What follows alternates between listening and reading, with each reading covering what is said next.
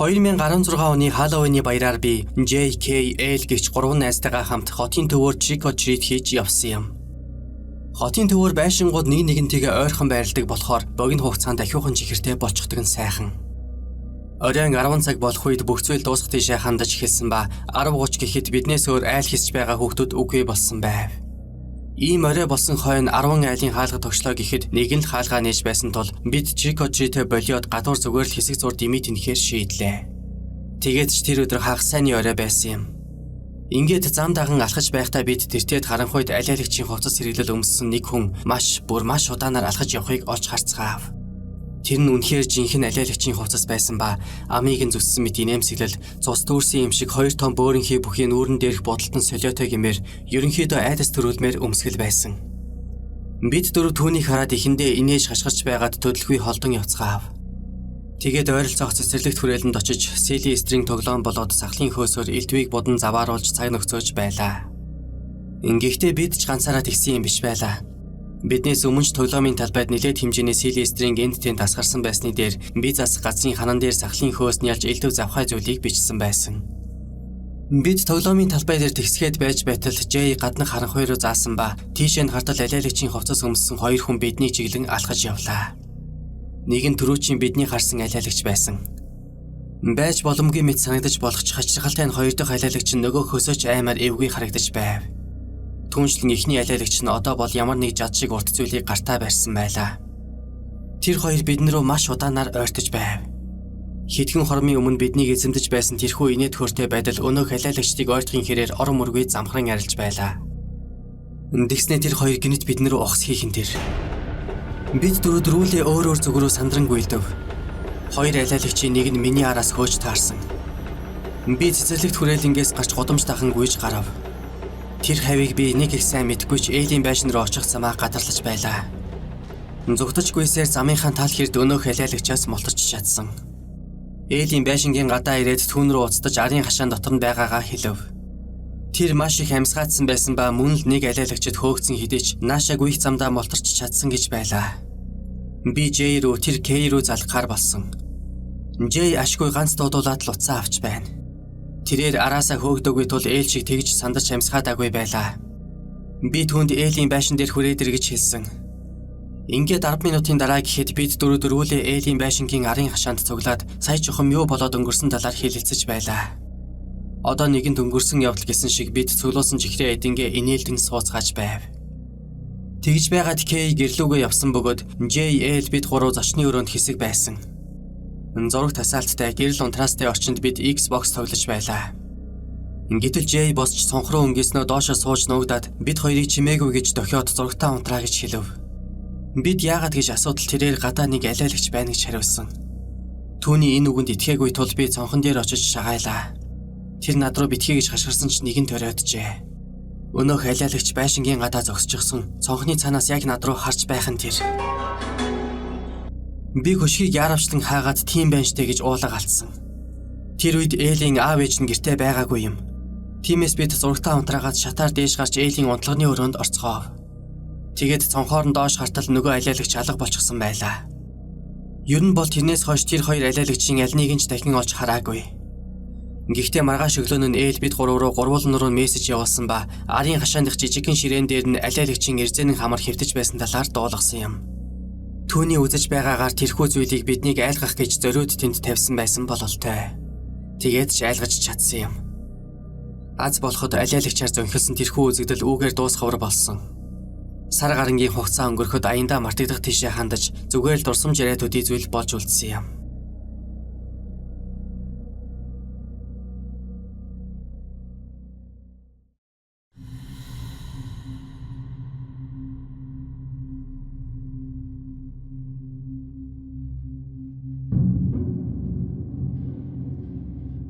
Халлоуины үдэш байлаа. Маргааш өглөө нь хичээлдээ байсан юм. Би 2 ихэр дүүтэй бөгөөд тэр орой аав ээж хоёр маань тэднийг аваад trick or treat хийхээр явсан. Харин надад онцгийн төлөвлөсөн зүйл байгаагүй тул тэднийг эзгүйд хүмүүс ирвэл хаалга онгойлгож чихэр тарааж өгөх үүрэгт томилогдов. Мохор годомчны бөөр төгсгөл байрлах манайд Халлоуинаар trick or treat-жид бараг л ирдэггүй учраас хаяа нэг хаалганы хонхт уурахад би бараг л давхийн зочиж байлаа. Би хажуудаа байх ширээн дээр хувинтай чихэр тавьчихад зочны өрөөнд зурагт үзээд сууж байв. Butterfinger гэдэг нэртэй чихэр байсан бөгөөд ээж маань Halloween-аар ягаад ч юм дандаа л гагцхүү тэр чихрийг авч тавьдаг байсан. Хаалганы хонх дуугарлаа. Би ч шаргал өнгийн хувинтай чихрээ авч очоод хаалга нээв. Нүмерэг өмсөж Scream киноны баг зөөсөн нэг хүн дэрний ууд барьчихсан зогсож байлаа. Харахны тэр нөхөр өнөө шөнөнийг их чихэр цуглуулж чадаагүй бололтой. Цаг нилээн орой болчихсон байсан тул нэмж хүмүүс ирэх нь юул бол дээр нь тэр ганцаараа явж байсан нь жаахан өрөвдмөр юм шиг санагдсан тул би ахиухан хідэн чихэр атгаж аваад уутран хийлээ. Тэрээр баярлаа энэ ч гэж хэлэлгүй яваад өгсөн бөгөөд энэ нь надад тэрүүхэн үедээ жаахан муухай санагдсан ч би нэг их юм бодсонгүй. Буцаж ирээд бодон дээрээ суухдаа энэ тухай бодхоо байсан. Үзэж байсан кино маань дууссаны дараа би хэсэг сувг сольж суулаа. Сувг солиодох завсар богинохон хугацаанд чимээгүй болдог доо. Яг тэр завсруудын нэгнийх нь үеэр арын хаалганы орчмоос пит хийх чимээд дуулсан юм. Тэрхүү чимээг лавшруулан сонсохын тулд би зурагтынхаа дууг тултал намсгаад шат руу ойртож очлоо. Арын хаалга цэлийтэл тэлгээстэй байхыг хараад зүрх дэсгтээ зэрэгцэн дотор эвгүй чихлээ шиг санагдсан. Би тэр хаалгыг төвчхээ мартчихсан байж. Гол асуулт гэвэл миний дуусан тэр чимээ хаалга хаагдах чимээ байсан уу, нээдэг чимээ байсан уу? Байшинд хэн нэгэн ороод ирчихсэн байгаа юм биш биз дээ. Нөхцөл байдалд эвгүйцсэн би шатны зүг аав ээжигээ тэгээд бүр ихэр дүү нараа дуудаж үзв. Тэр доор шатны ёроолт харанхуй тэгээд огт чимээ энергүй нь үнэхээр аимшигтай байлаа. Доошо буухаас айгаад байв. Ядаж байхад энэ хооронд ямар нэг хаалга байдаггүй болохоор зочны өрөөнд ингээд суугаад байх нь одоо бол яавч тухтай санагдхаа болчихов. Би зурагтаа асаалттай чигээр нь байлгасан ч дууг нь хааж орхисон. Зурагтаас нэмж гэрэл тусахаар арай аюулгүй мэдрэмж төрж байсан юм. Ягаад ч юм толгойд орж ирэхгүй хэсэг байсны дараа би гівгэнэт аав ээж рүүгээ уцтаж наашин дуутахаас шийдлээ. Ээж надад хагас цагийн дотор гэртээ хүрээд ирнэ гэж байв. Би доод давхарт хэн нэгэн байна, тэгээд айгаад байна гэж хэлсэн. Харин ээж намайг айх хэрэггүй зүгээр л тийж санагдсан байх гэж аргадав. Ингээд уцаа дөнгөж салгачхаад сууж байтал шатны гიშгүүр чихрэн дуурхан сонсдлоо. Би бодон дээрээ хөшиж орхив. Үнэхээр ямар ч хөдөлгөөнгүй, хуруугаач хөдөлгөж чадалгүй хэдэн секунд болсон байх. Дахиад чихрах чимээ гарав. Би бодон дээрээ симэрхэн босч доош харан бүхийсэн жигтэй урт хаалгаруу өлмий дээрээ гитэж очсон. Тэгээд шатны зүг өнгийгээд хартал шатан дээр нэг юм үзэгдэв. Өнөөх Scream киноны баг. Тэрээр над руу тун эвгүй хилааж байгаа нь багныхан нүхний цаанаас харагдаж байсан ба гэхдээ бас надад аль болох харагдахгүй хичээсэн байдалтай байсан. Гэрэл муутай бүүдгэр орчинд тийм баг тийм өнцгөөс харагдахаараа ертөнхөөс ч хавьгүй аймаар сэтгэл сэртгийлэм харагддаг юм байлээ. Тэрээр намайг харчхаад шатаар буцаж уруудан харанхуй руу ороод алга болчихсон. Би өөрийнхөө өрөөнд орж хаалгаа төгжээд ээж рүүгээ дахин устдаж болсон явдлыг яриав. Тэд үүнийг сонсоод явж байсан чиглэлийн орхин шууд гэртээ эцгээсэн ба тэр үед л миний айдас зарагдаж өрөөнөөсөө гарахтайгаа болсон. Бид хоёр байшинг өрөө бүрээр нь хуцсны шүүгээ бүрээр нь нэг бүрчлэн шалгав. Аз болоход хинч гарч ирээгүй. Эндээс ойлгож авах гол зүйл гэвэл хаалга үүднүүдээ цооштой байлгах хэрэгтэй юм байна. Учир нь тэгээгүйгээс болж өнөөх залуу арын хаалгаар ороод ирсэн нь тодорхой.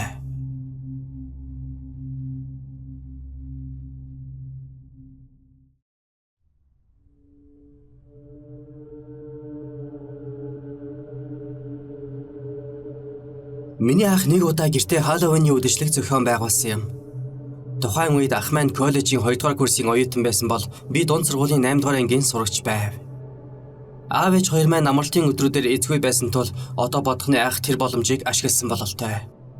Тэрээр үдэшлэгийн үеэр намайг гэрээсээ өөр газарт байлгахыг хүсэж байгаагаа тун тодорхой илэрхийлж байсан ба би ч угаасаа тэр үеэр хоёр найзтайгаа хамт гадуур trick or treat хийхээр төлөвлөжсөн байсан юм.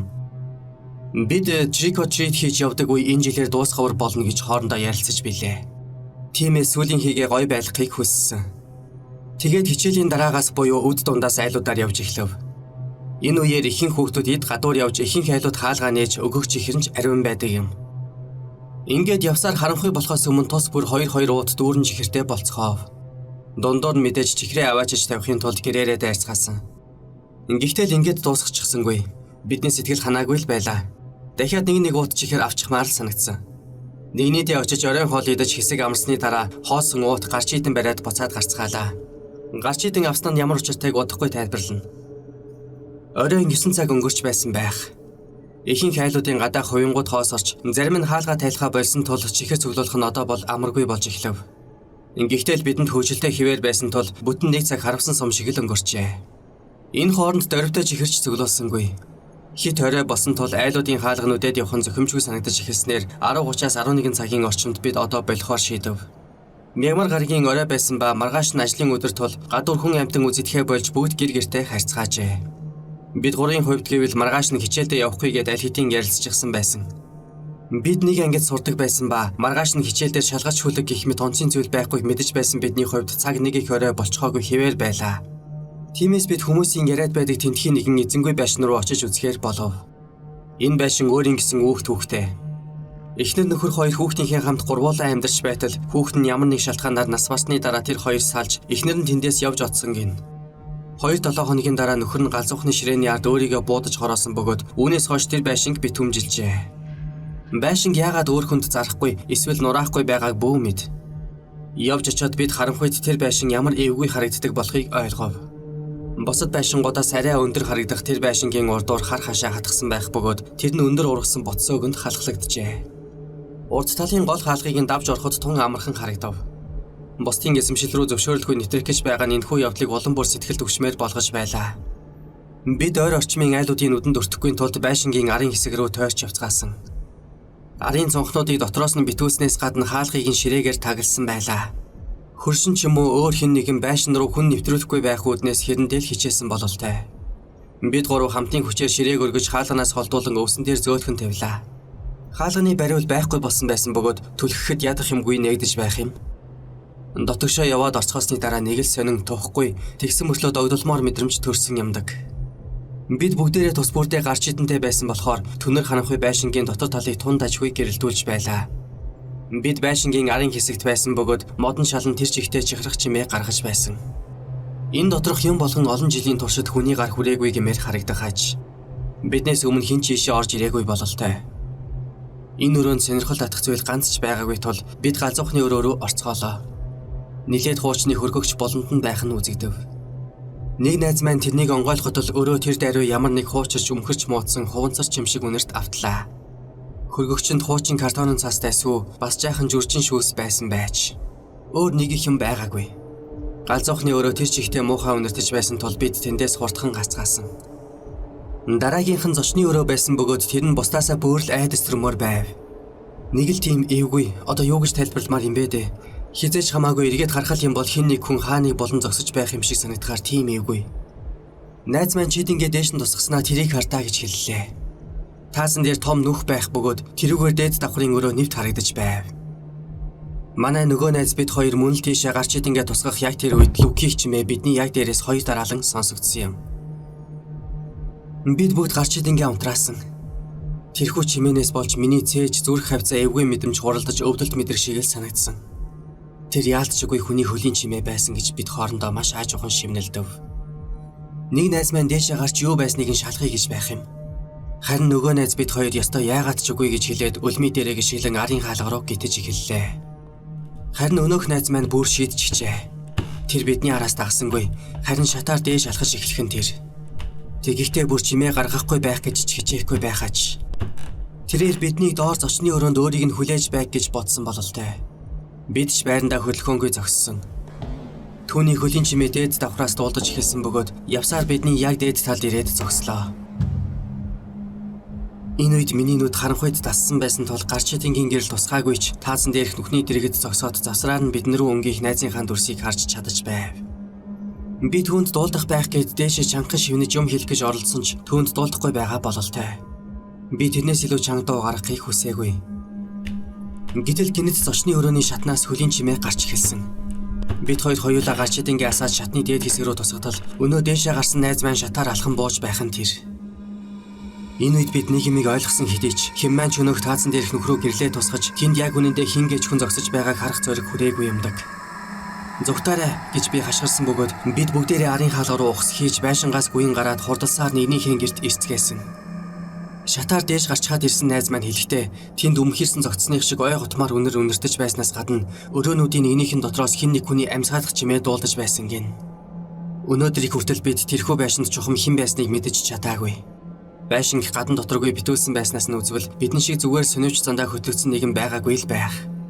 Ямар тач бид дахиж тийшээ зүглээгүй.